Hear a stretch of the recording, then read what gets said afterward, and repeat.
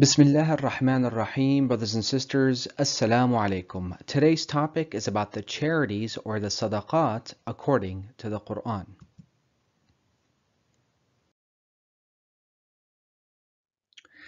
In traditional Islam, we are told that there are two types of charities. The first one is the zakah, which they consider as an obligatory charity.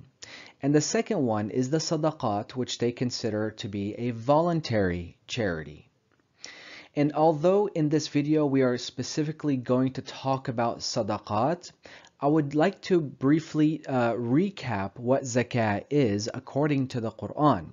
Please note, I've already made a video about the concept of zakah, and I encourage you to watch that video as well. Here we're going to briefly do a recap about zakah and then delve into the sadaqat. Let's begin.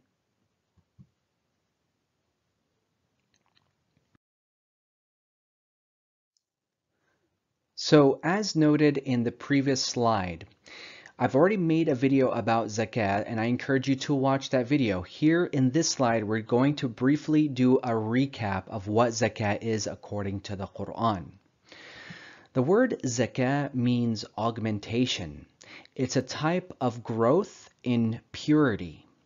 And according to the Quran, zakat can be obtained in a variety of ways. It is not limited to just a charity as they claim. For example, if we go to Surah 87, verses 9 through 15, it says, "So remind, perhaps the reminder will help. He who is concerned will remember, and he who is wicked will avoid it. He will enter the great fire, then he will neither die in it nor live. Certainly happiness to whoever tazakka and remembers the name of his Lord, so he adhered." What we're going to do is simply take the context into perspective. Here God is talking specifically about a person who is going to heed the reminder of God, and as a consequence, they will tazakka. As such, one way of obtaining zakah is to heed the reminder. We can also see the same thing in Surah 79. "Go to Pharaoh, for he transgressed. Tell him, would you not tazakka?" So zakah can be understood in this context is about believing in God and or accepting the message of God. Another verse is Surah 20, verses 75 through 76. "And he who comes to him as a believer doing good works, for those will be the highest ranks, gardens of delight with rivers flowing beneath them, abiding therein. Such is the reward of he who tazakka." So as a consequence of the zakah here is believing in God and doing good works. Another verse, Surah 35, verse 18. "You will only be able to warn those who are concerned toward their Lord while unseen, and they uphold the adherence, the salah, and whoever tazakka, he yatazakka for himself." So again, we're seeing a consequence of zakah here by being concerned toward their Lord while unseen, and they uphold the salah. So upholding the salah also contributes to the zakah. Then we go to Surah 24, verse 21. "O you who believe, do not follow the footsteps of the devil, and whoever follows the footsteps of the devil should know that he advocates immorality and vice. And had it not been for the grace of God upon you and his mercy, not one of you would have ever been zakah, but God yuzakki whom he wishes." So zakah in this context simply indicates the opposite of following the footsteps of the devil, promoting goodness. Then we see in Surah 9, "Take from their money a charity, a sadaqatan, to purify them and to zakki them with it." So again, the consequence of zakah here is to give the sadaqat, the charities. So again, giving to charity is only one aspect of zakah. And as we can see this list, obtaining zakah can be achieved in a variety of ways. And I noted in that video that zakah is simply an umbrella term indicating any means of doing good works or righteous works. This was the conclusion that I provided in that video. Interestingly, Some people have responded to this conclusion by quoting Surah 21, verse 73.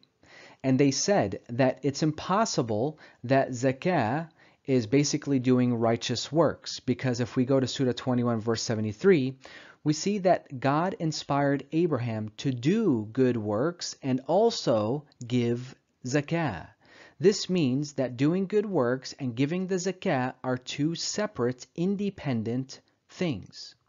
This was their response or their conclusion.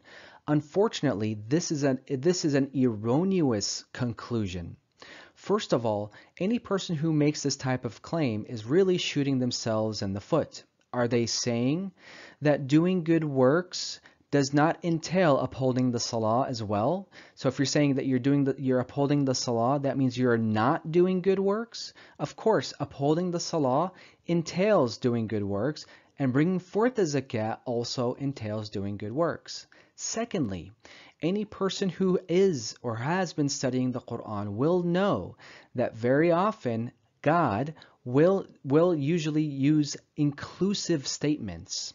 And what I mean by this, an inclusive statement, is that sometimes when he lists things, he can go from general to specific or specific to general. So doing good works here can involve also upholding the salah, and it also can involve the zakah. It's inclusive to it. Let's take some examples from the Quran of inclusive statements.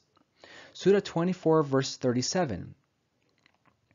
It says, by men not distracted by trade or sale from the remembrance of God and upholding the salah and bringing forth the zakah. So we know that upholding the salah entails remembering God, and bringing forth the zakah also entails remembering God. They are not two independent or separate things. They are inclusive. We go to Surah 33, verse 7. It says, we took from the prophets their covenant, and from you, Muhammad, and from Noah and Abraham. So again, God generalizes. He says prophets, then he specifies Muhammad, Noah, and Abraham. So these are inclusive statements. Finally, Surah 55, verse 66. In them are fruits and date palms and pomegranate. So again, from general to specific. So as we can see, someone making a claim that doing good works is not the same as bringing forth the zakah, well, unfortunately, as we can see from the Quran, in the language of the Quran, this is not the case. At any rate, this is what the zakah is according to the Quran. It's an umbrella term, and it involves, and it's not limited to giving to charity. Any means of doing righteous works that contributes to yourself and to society is a form of augmentation or zakah. Now, with all this being said, let's continue and delve into the topic of sadaqat.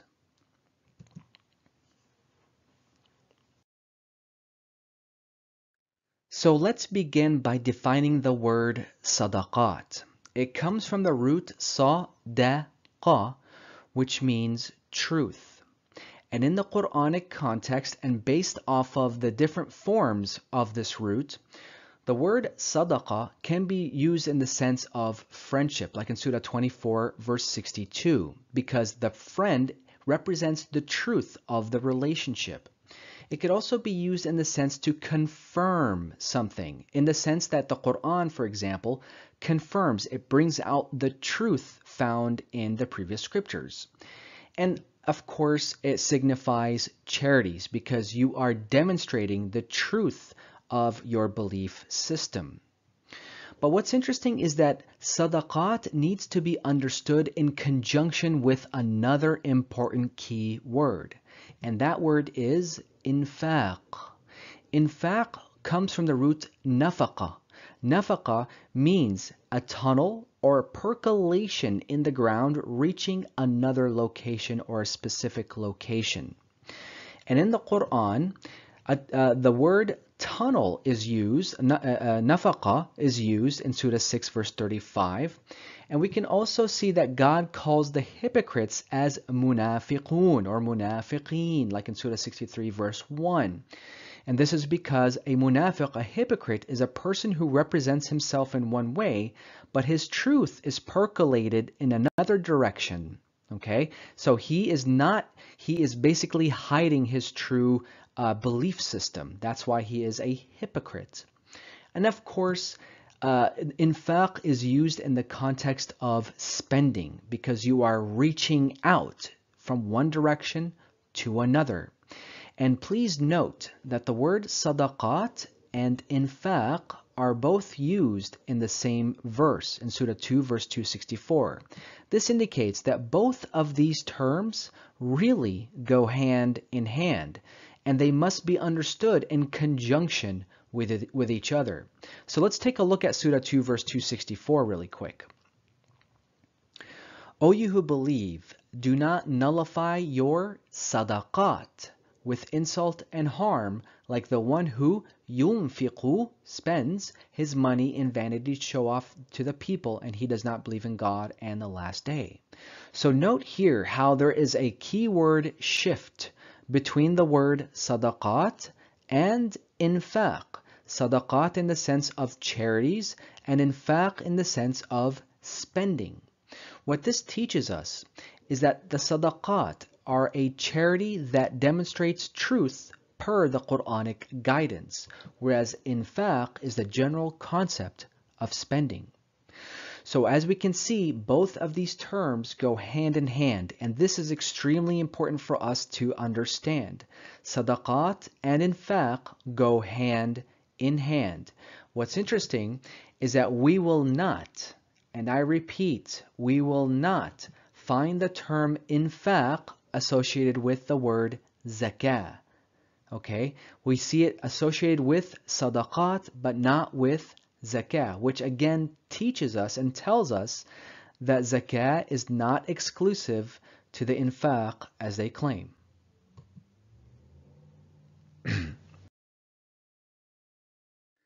So now I would like to share with you some verses which demonstrate for us how infaq and sadaqat go hand in hand. And again, this is an important concept to grasp. We go to Surah 63 verse 10. And give, anfiqu. This is an imperative verb.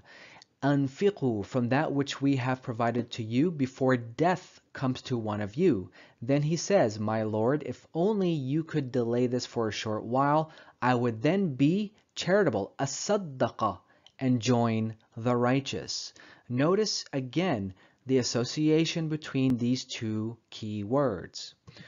We'll go to Surah 9 verse 53. Say, spend, anfiqu, willingly or unwillingly. It will not be accepted from you. You are a wicked people.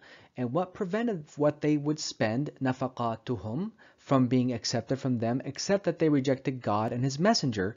And from them are those who criticize you regarding the charities, the sadaqat. Again, we are seeing a strong association between these two key terms. We go to Surah 2 verse 270. And whatever you spend, anfaqtum, out of your monies or whatever you pledge as a promise, then God knows it. The wicked have no supporters. If you openly give the sadaqat, then it is acceptable. But if you conceal them and give them to the poor, then that is better for you. So again, we're just simply showing how the word infaq and sadaqat go hand in hand. We again do not see this association with the term zakah.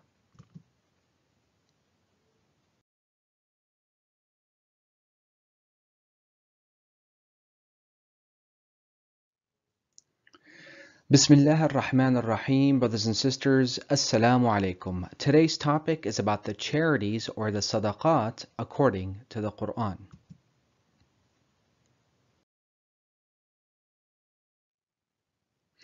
So now that we know that sadaqat is associated with infaq, let's go deeper into the topic of sadaqat. According to the Quran, sadaqat can be optional or obligatory. So we see that sadaqat is optional in some verses of the Quran, and I'll give you a couple of examples, like in Surah 2 verse 196. and conclude the Hajj and the Umrah for God. But if you are prevented, then provide what offering is affordable. Whoever of you is ill or has an ailment to his head, then he may redeem by a withholding or a sadaqatan or a right. So sadaqatan here is in the context of an option as redemption. Okay. Then we go to Surah 4 verse 92. It is not for a believer to kill another believer except by accident, and whoever kills a believer by accident, then he shall free a believing slave and give the compensation to the family, except if they yasaddaqu, remit it. Okay, they leave it out as a charity. So again, they have the option to give this as a charity. This indicates that some aspects of sadaqat are an option. Okay, now what we're really going to focus on is whether the sadaqat is obligatory according to the Quran or not.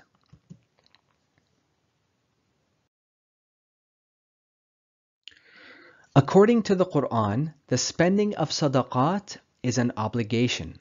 We go to Surah 2 verse 267. O you who believe, you shall spend. Anfiqu. This is an imperative verb. It's a command.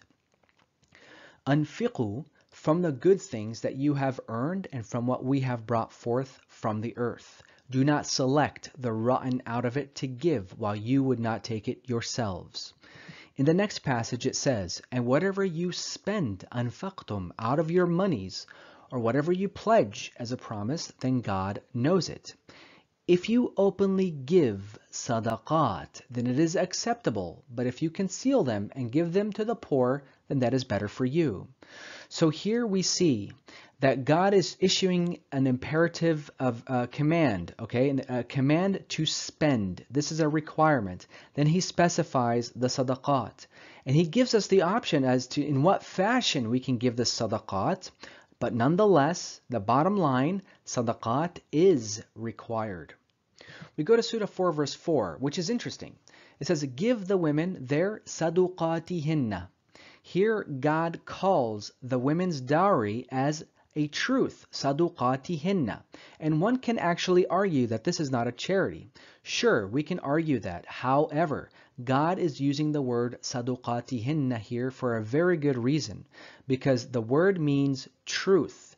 Give the women their truth. Okay, so their dowry is called a truth because it signifies the truth of the relationship, the bond that's happening in marriage. Give the women their saduqatihinna. Then God says, and if they remit any of it to you of their own will, then you may take it.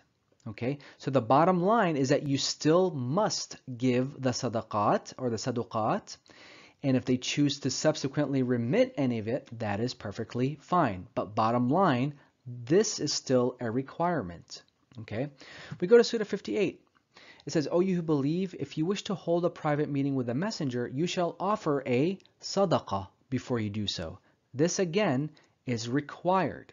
Then God says, if you cannot do so, then God is forgiver, merciful. So again, we see that God requires us to give a sadaqah if we're holding a meeting with a messenger. You are required to do that. But if you can't, then God is forgiver, merciful.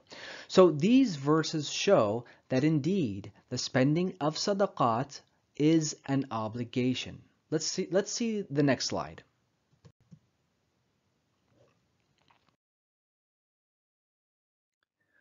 So now I would like to share with you a passage that's going to teach us that sadaqat is indeed an obligation and gives us a distribution list. This is located in Surah 9. We'll start at verse 53. It says, say, spend, anfiqu, willingly or unwillingly. It will not be accepted from you. You are a wicked people. Here the Prophet is speaking to the hypocrites. In the next verse it says, and what prevented what they would spend from being accepted from them except that they rejected God and His Messenger, and they do not attend the Salah except lazily, and they do not spend yunfiquna except unwillingly. Then it says, and from them are those who criticize you, Muhammad, regarding the sadaqat. If they are given from it, they are content, and if they are not given from it, they become enraged. Indeed, the sadaqat are for the poor, the needy, and those who work to collect them, and those whose hearts have been united, and to free the slaves, and those in debt, and in the cause of God, and the wayfarer, a duty from God, and God is knowledgeable, wise. So we really need to stop and reflect here. What is going on here? God here in verse 60 is very, very specific. God tells us that the sadaqat are to be given to a specific group of people. He gives us a distribution list, and then he says, a duty from God, faridatan min Allah. This should lay to rest any type of arguments as far as what sadaqat is and whether they are optional or obligatory. What's interesting is that in traditional Islam, they actually do a tafsir of this verse, and they'll tell you that this verse actually refers to the zakah, even though the verse itself says sadaqat. So in the next slide, we're going to delve a little deeper into verse 960.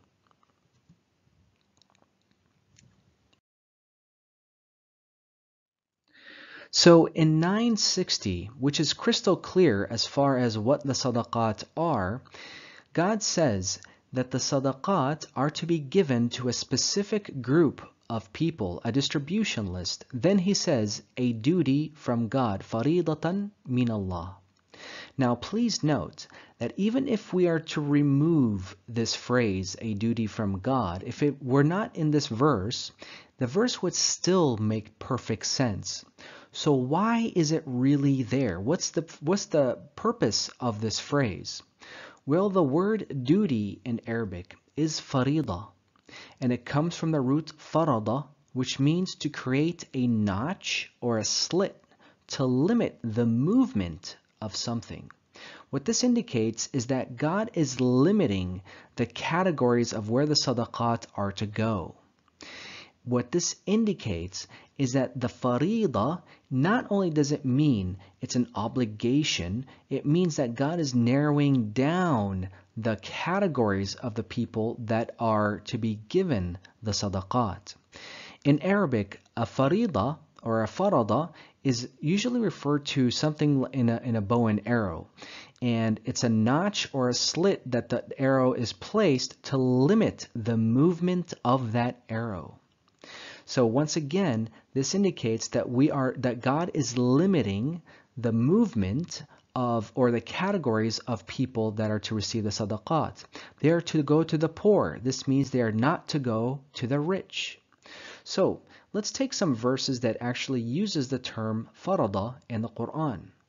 Surah 4 verse 7. For the men is a portion from what the parents and their relatives left behind, and for the women is a portion from what the parents and relatives left behind, be it little or much, a portion that is mafruda. And I here put forced limit. This means the mafruda, God is narrowing down whom should receive the portion, and it needs to be both men and women. So God is limiting it. You cannot just say the men, or you cannot just say only the women. It's both. This means that it's both a forced limit that is a requirement. Surah 2 verse 197. The Hajj are months that are known, so whoever farada, forced limit in them for the Hajj. We know that the Hajj is 4 months long, but the Hajj itself can be only a few days. So when you limit yourself to those few days, you are farada, you are forced limit yourself to those 4 days. So once again, the significance of having this phrase indicates not only is it an obligation, but it also indicates that we are narrowing down the list of the distribution.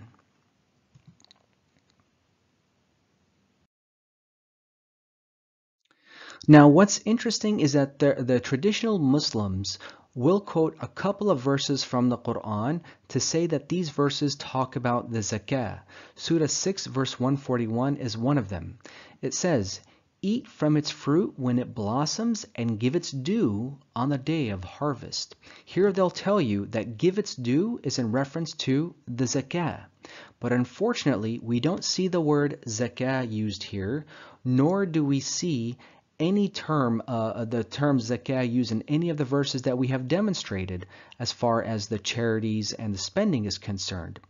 In fact, if we just look at the word haqqahu that is used here, its due is the word Arabic word haqqahu, and from the root it means fact. Haqq means fact. And note how this word is basically a cousin definition of the sadaqat, which means truth. Fact and truth. They're related key terms. The other verse that they are talking about is Surah 17 verse 26, which uses the same term, haqqahu. Okay, so the point still stands. Haqqahu is related to the sadaqah, which is the truth, fact and truth. And this verse also gives a distribution list similar to the verses that talk about spending as well as the sadaqat. Here it says the relative, the needy, and the wayfarer, and we see the same distribution list in Surah 2 verse 215. They ask you what they should spend. Say what you spend out of goodness should go to your family, the relatives, the needy, and the wayfarer, the same list mentioned in Surah 17 verse 26. And we also see the same thing in Surah 9 verse 60.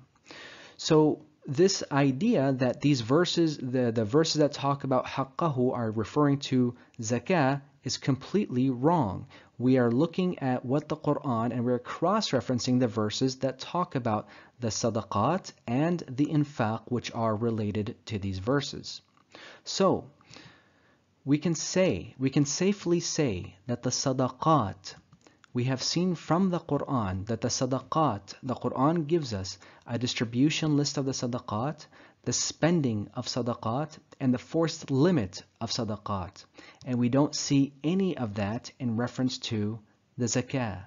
All of this teaches us that the sadaqat, according to the Quran, can be optional based on certain situations, and it's also an obligation that has a distribution list given to us in the Quran.